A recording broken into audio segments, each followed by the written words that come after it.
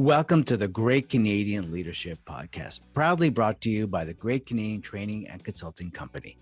Thank you for joining us today in our search for what makes a great communicator. I'm your host, Joel Silverstone, and every episode we'll be speaking with leaders and experts on how they were able to use their communication skills to inspire, create trust, collaboration, and influence others all in a respectful manner. How did they do it? What did they do to get better? How did they adapt? Where did they fail? Listeners and viewers, if you are looking to improve your communication skills and take those steps to being the next great leader in business, you're in the right place. Enjoy the podcast. We would all like to communicate with confidence. Well, what does that mean? In this episode, we're going to be talking about how to be more influential and impactful in your business interactions. As a leader, how can you have more impact on the growth of the people around you? As an HR leader, how can you be more influential as a trusted business partner? And we've got Jennifer McClure here, and she's sharing her 30 plus years of experience in HR and leadership, bringing great insights and examples on what it takes to be able to communicate that inspires others to be better.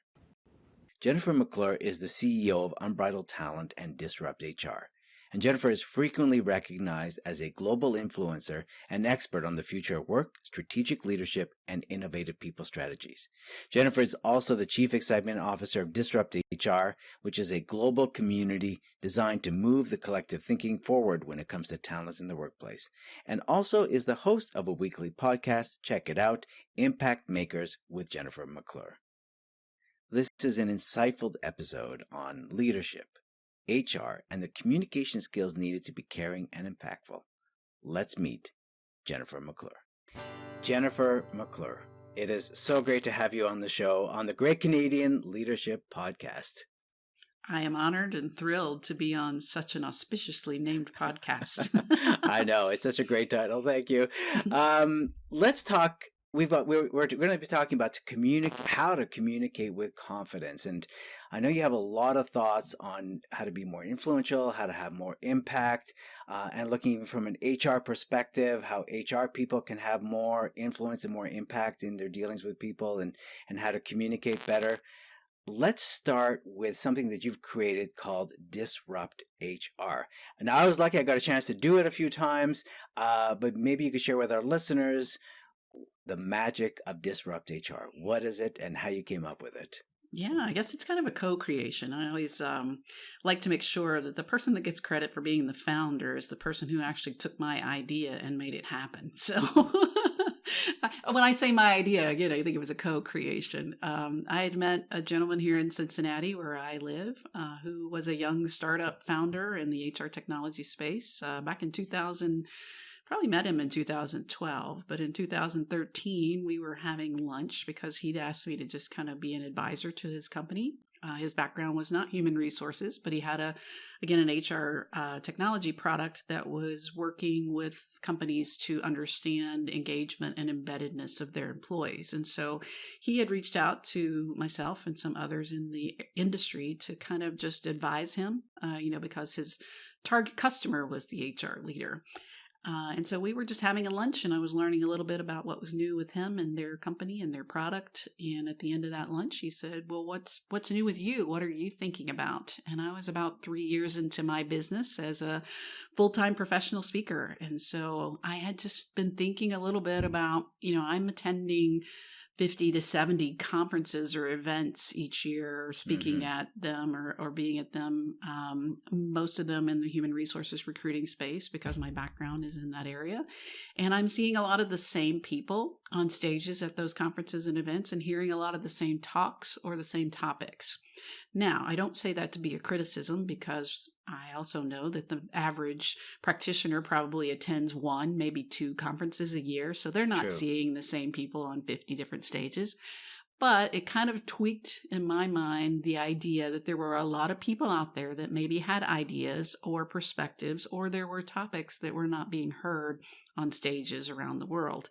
And so I'd just kind of been noodling in my brain about maybe someday putting on an event here in Cincinnati and inviting some people that I knew had different thoughts or ideas or perspectives, or maybe even opening it up to people that I wasn't familiar with, and just kind of threw that out on the table. And Chris picked it up and thought it was a great idea and got excited about it.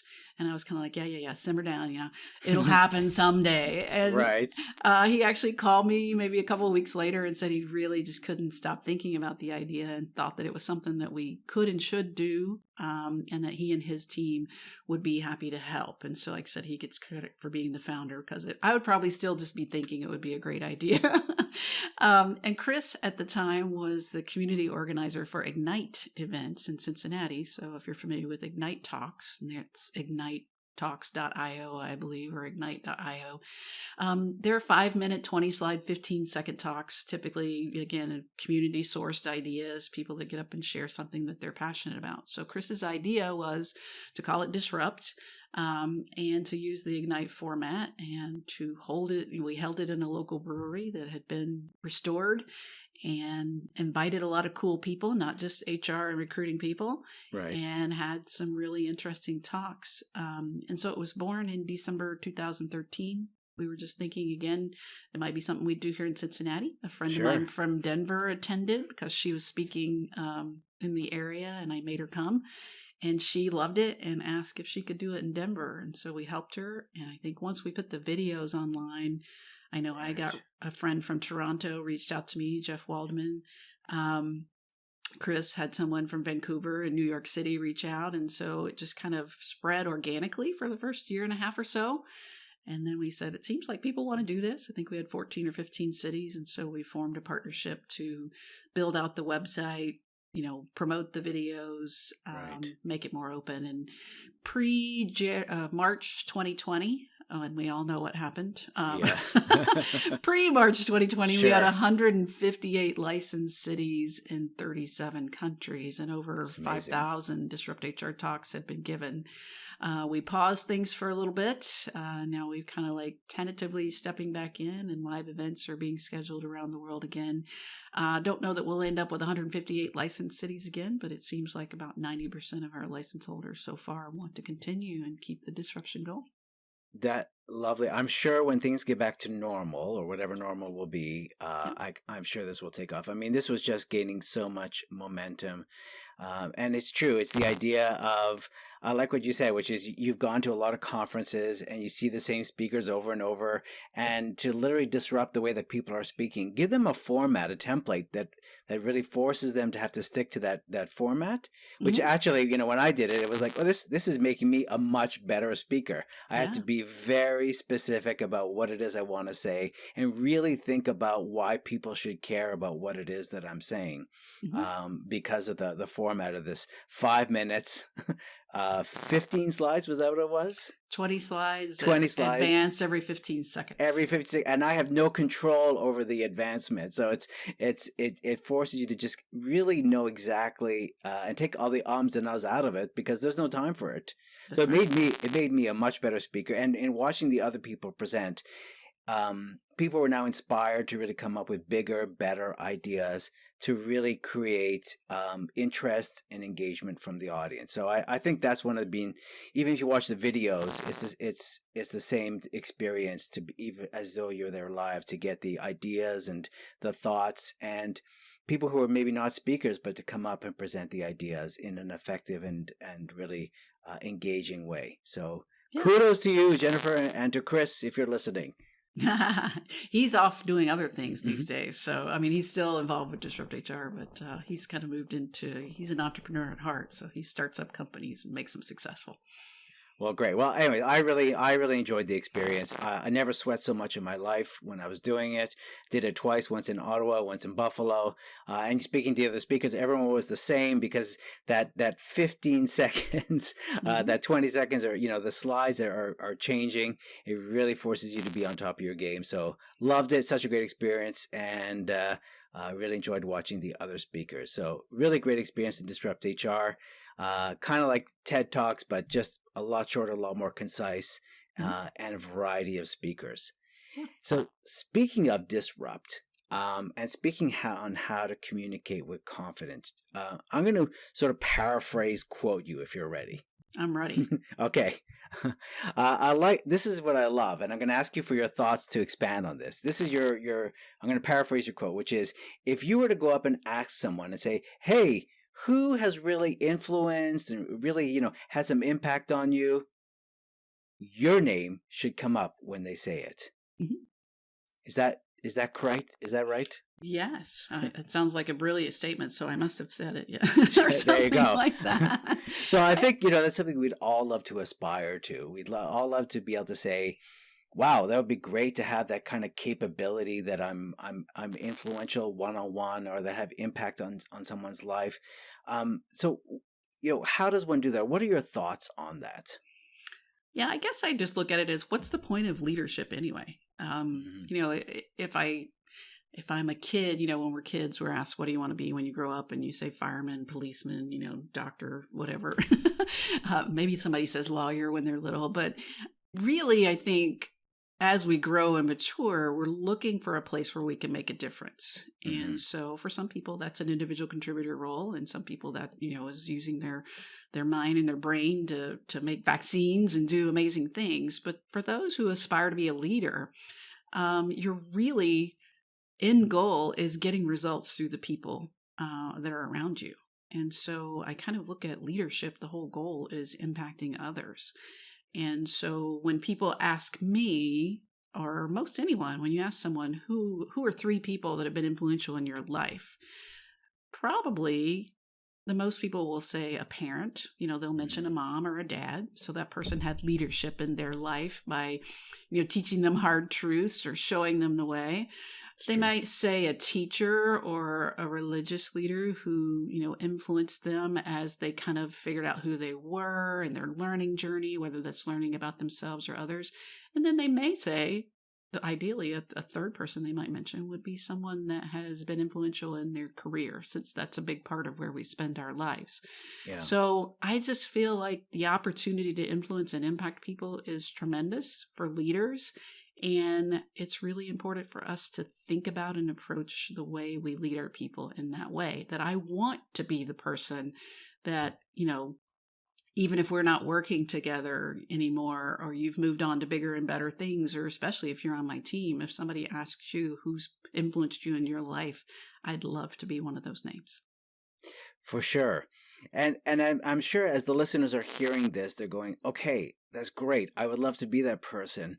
Um, Maybe I'm missing the clues that are happening when I can have an impact on that person, or I don't want to seem like I'm trying too hard, or I guess there's what might be the blocks that might get in someone's way to be able to be, I guess, fully present to go, I want to be impactful or be able to be influential for this person.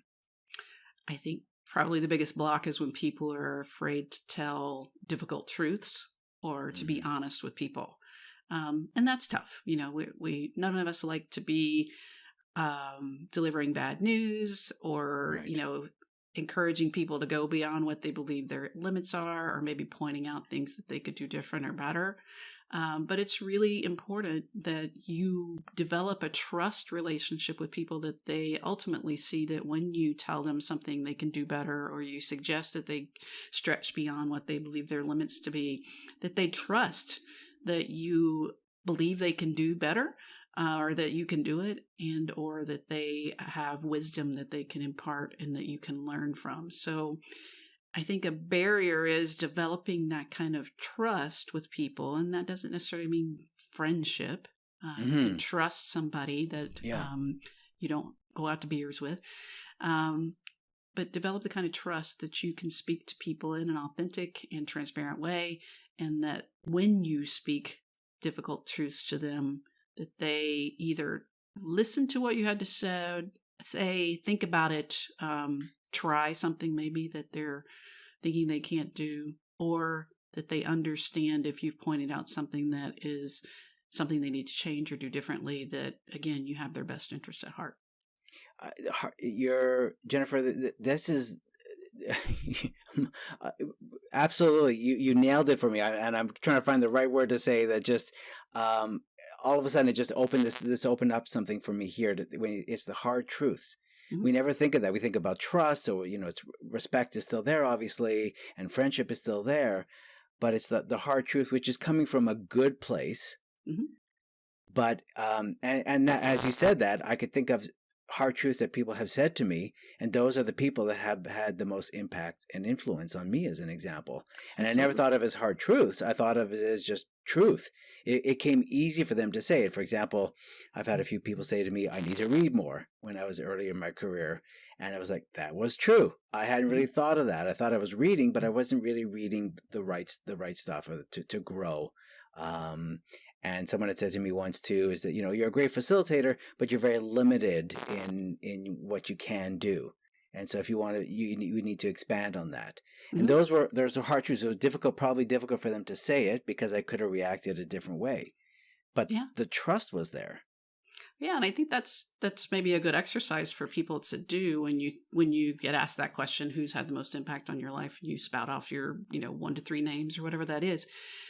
For me, my mom would be one, but that's Hmm. because she gave me both gentle and not so gentle correction throughout, growing up, and steered me in life and set an example. So that wasn't necessarily a hard truth.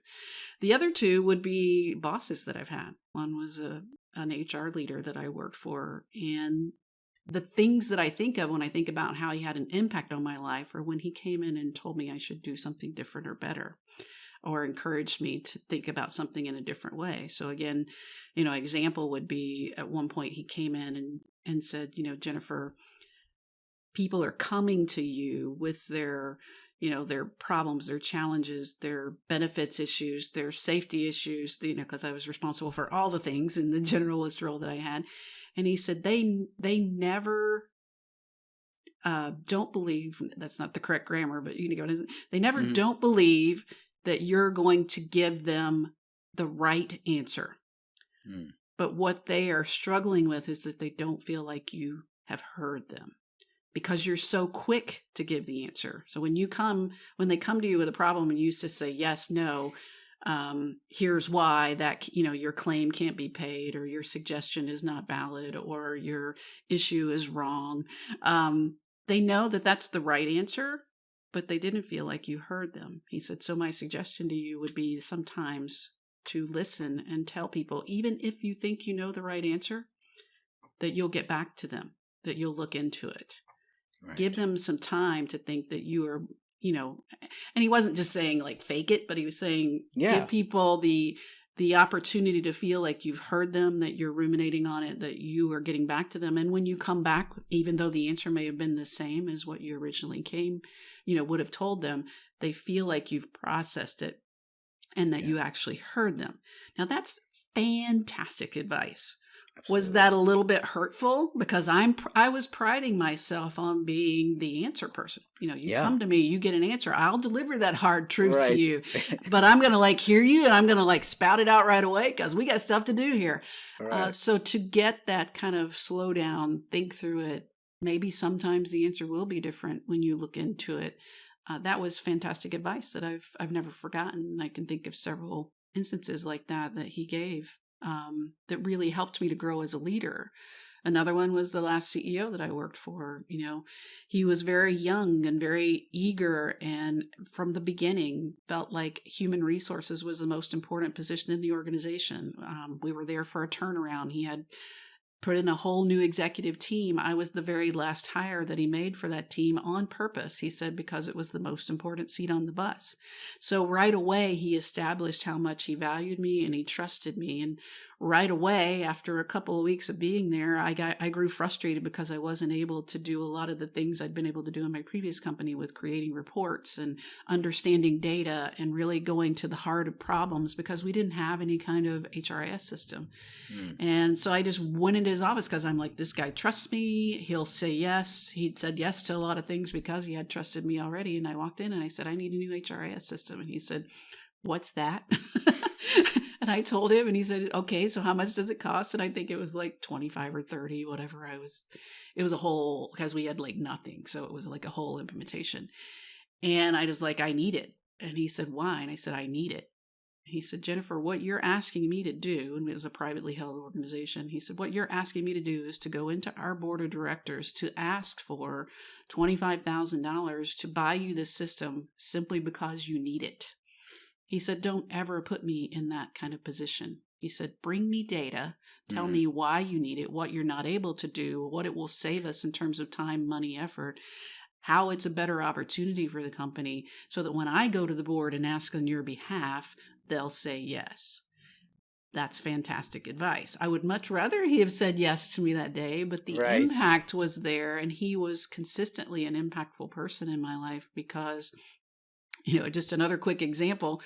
In an executive team meeting, I'm pitching, again, it was a turnaround situation. A lot of things had to be done different. I was pitching some major benefits changes that were going to cost the company some money. And I felt like I, came in with a good plan. I did have some data, and the CFO, as is often the case, was just adamantly against it. She just poked holes.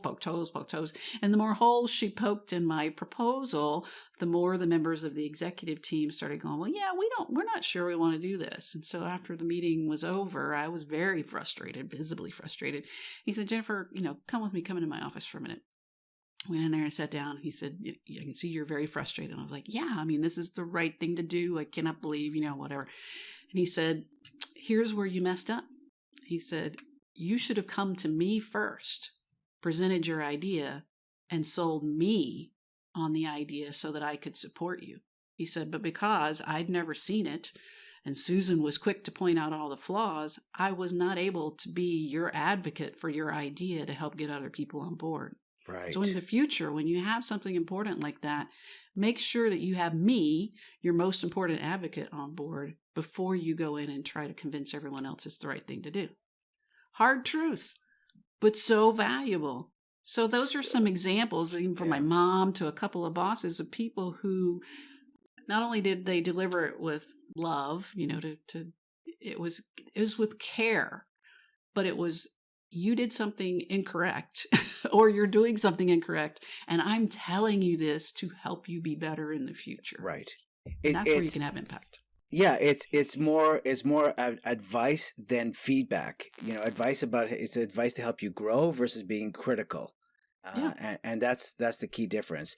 And I love these three themes that came up, because these are themes that come up so much in communication and on this podcast. Number one, don't react, respond, which is, that instinct to just react, to know the answers.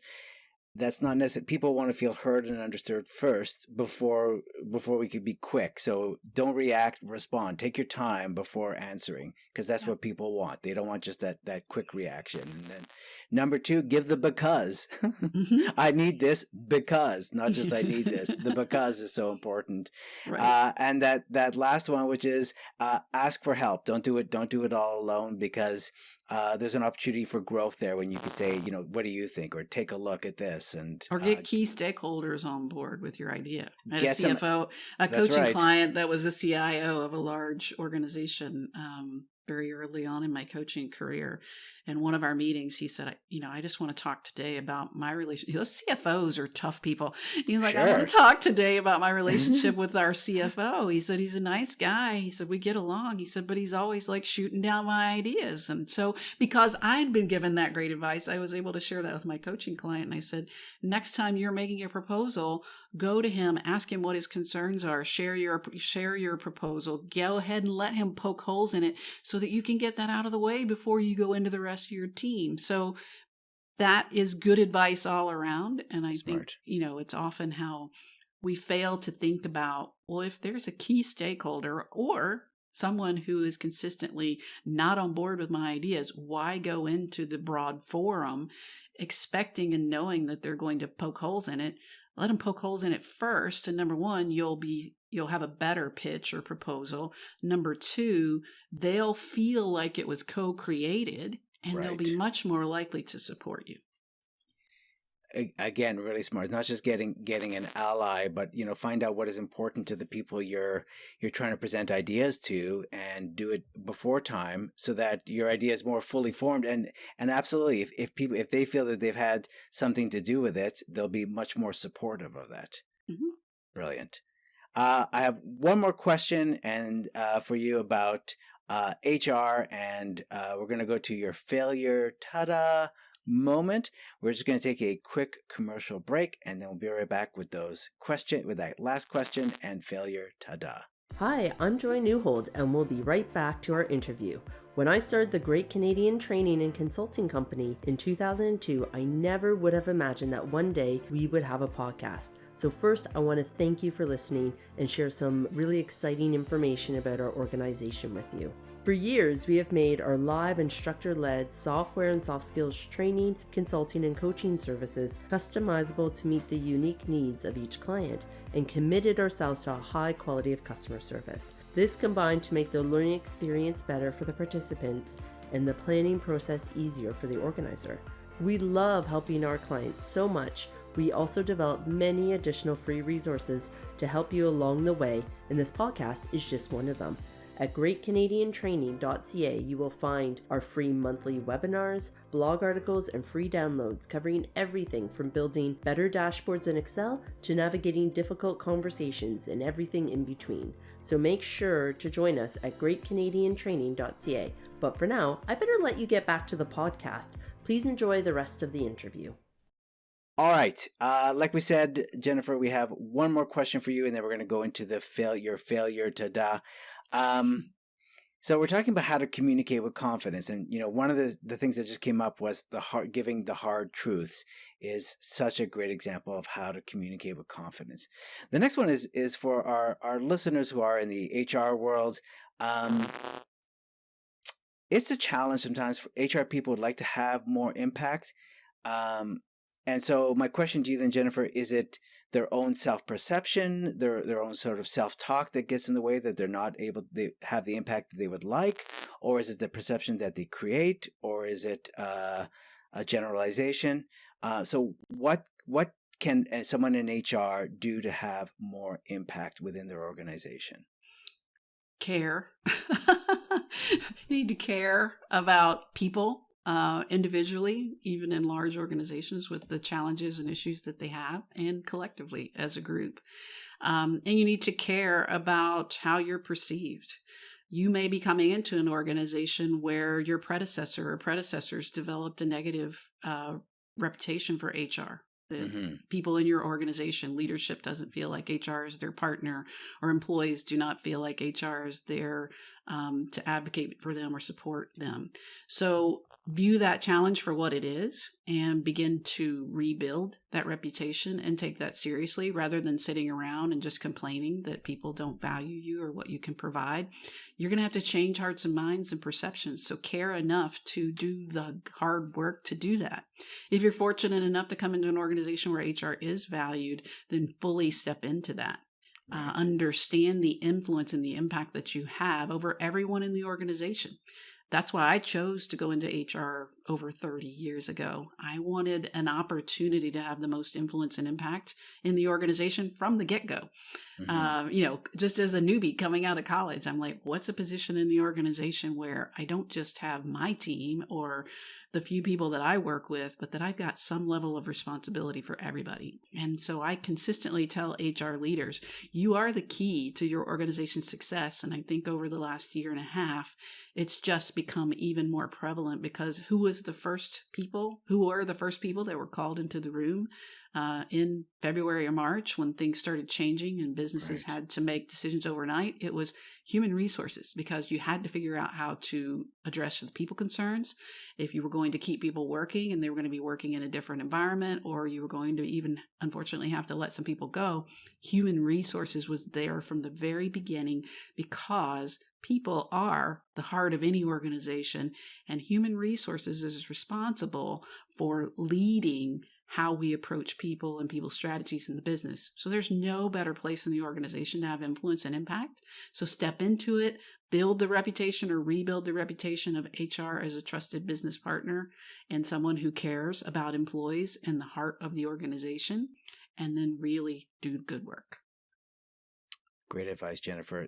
So not be so task focused or task oriented, and remember that you're tasks have to be done. I mean, I'm self-employed. I got a whole Mondays are my day to do all the things like, balance the checkbooks and pay the invoices. And, I have to do tasks too, but if For I sure. want to grow my business, I have to be thinking about the bigger picture of why I'm here.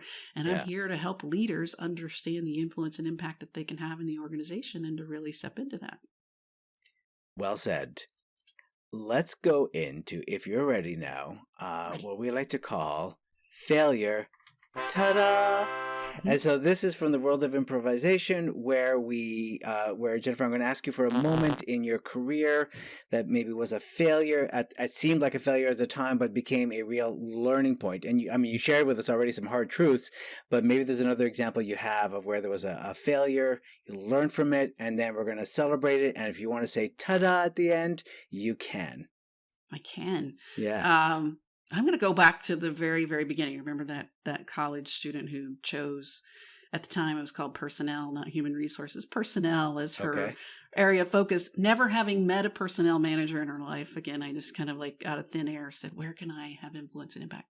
So I actually, after a starter job, that when I couldn't get anybody to hire me in personnel or human resources, finally talked my way into a job at a small manufacturing company that was, the job title was personnel manager / shipping and receiving manager. So neither of which I'd ever done before. Right.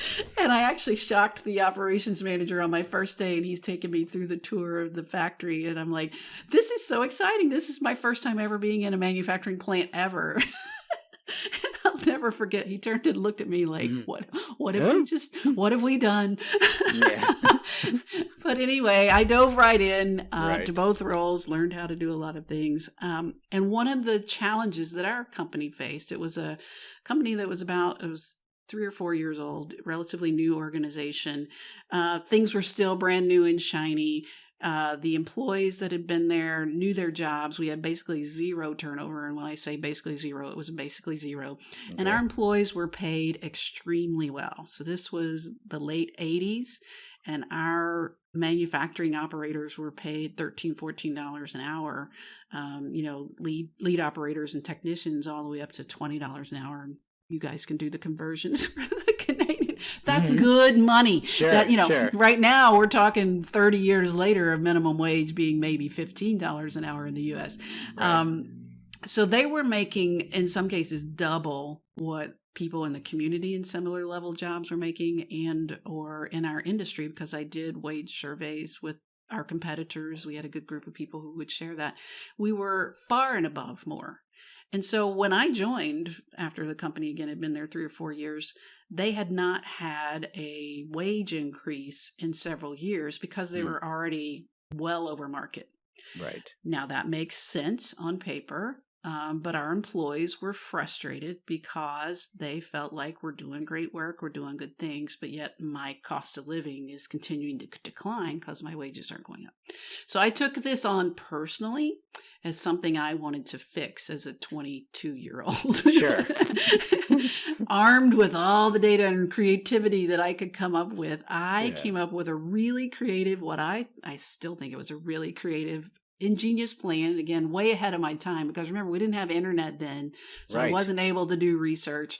I just kind of like crafted this in my little brain, and my plan was the opportunity to get a pay increase for doing basically pay for skills.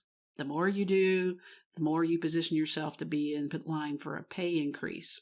So they had been giving them lump sums like $300, $500 every year to avoid raising their pay increase. So everybody was getting $500 a year. So my idea was take that $500 a year, put it in a pot, and make it available as a pay per performance bonus. So the more you do, the more you can earn. And you can actually increase your hourly rate, which ultimately increases your cost of living. But if you're not doing anything, you're not going to get anything.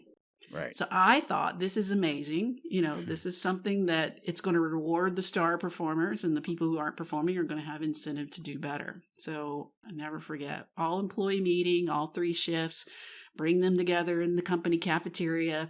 I'm presenting my plan, which I had to sell to the executives that in and of itself was a gauntlet of getting the senior leadership of this company to believe in my idea. And I convinced them it was great. Got in front of all the employees. It was back in the day when you had slide projectors, where you had the little Mhm. transparencies. Right. Projected up on the cafeteria wall. And I'm like, Right. this is the new plan. This is amazing. Aren't you so excited? And they just, if they'd had tomatoes in their hands, Oh, I would have been geez. covered it. 100% of the people hated it. The Oh. good employees hated it. The bad employees hated it. Everyone hated it. And they were very vocal. And I stood up there in front of everyone and I cried. Oh. And yeah. So now it's just compounding. I'm like, number one, they hate Yeah. my idea. Number one, I'm crying in front of everybody. And what I learned from that, I don't even remember how I got out of the situation because I probably just had to be rescued. We still did it and it worked. Oh, okay. But what I learned Mhm. was back to that co-creation. I had not gone out and tested my idea, especially with some of the key vocal employees, so that I could Right. both understand their perspective, and that would have changed, I'm sure, my pitch. I Yeah. don't think the idea was wrong, but because they were getting something taken away, which had become an entitlement, or the Mhm. opportunity to earn something more, they needed more education. Rather than me just going, look at this amazing idea. Right. If I'd learned how to communicate that better by talking to people, by sitting down with some people and pitching my idea, so it kind of coming full circle to have gotten their feedback before I presented Mhm. that Mhm. would have helped me to understand and to address their objections rather than to have their objections come at me full force and to be so Right. surprised and shocked that I cried in front of held employees. So that, and number two big learning was not to be personally invested in something. Right. I was looking at this as I was saving everyone. Right. For lack of a better way to say that. I'm fixing this for you. Look Yeah. at this thing I came up with. Yeah. Instead, I should have been looking at it as what was right for the business and what was right for the employees and really explaining it in that way. And I'm pretty sure I stood up there and probably said, look at what I've done for you. So that was there were a couple of huge learnings. One, again, to not be so personally invested in something that if people Yeah. poke holes at it in an effort to make it better or otherwise, that you can't take that feedback and make the idea better. Yeah, you're really focused on maybe on the wrong. You were so focused on yourself in a sense. I was saving the world. You were going to save the world, and this is good because so many of us, and the listeners can relate to that. Where you maybe take on a project and you write the whole story in your head about what's going to happen, and people are going to be standing up and going, "Bravo! That's the best idea we've heard. Thank you."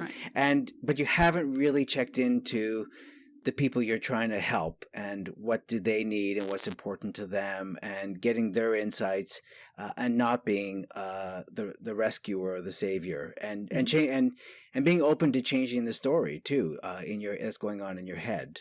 Yeah. So I mean, my amazing idea could have been that much better if I'd just gotten some feedback from yeah, people who were going to be impacted by it. small shifts, Mhm. shifts. Absolutely. Those are some great examples, some great insights, Jennifer. Thank you so much for, my takeaway about this is, sharing those hard truths and how that important that is on communicating with confidence. And it keeps coming up, and also about don't do it alone. If you're trying to do this for somebody else, get their feedback, get their insights, get their thoughts, so that affects on how you're going to communicate even more with confidence, because they're going to hear what's important to them, and they feel heard and understood again. Mm-hmm. Absolutely. Jennifer, where can we find out more about you and more about Disrupt HR? Sure. You can find all things Jennifer McClure at jennifermcclure.net. There you'll be able to also find my podcast, which is called Impact Makers with Jennifer McClure. So if you want to hear more, both conversations with leaders like this, or even some of my thoughts in some of the solo episodes, that's a great place to find that there. You can find me on Twitter at Jennifer McClure, and also on LinkedIn. There's several Jennifer McClures, but I should come up first because I was there early. You can find all things Disrupt HR at disrupthr.co. We also have profiles on the social media accounts as well, but you can find us at disrupthr.co and go from there. Perfect. Jennifer, thank you so much for your time today and all of these insights. And everyone go check out Disrupt HR and jennifermcclure.net. Thank you. Thank you. And now it's time for our 3 stars, nos 3 étoiles. Number 1, hard truths. Focus on the growth of the other person.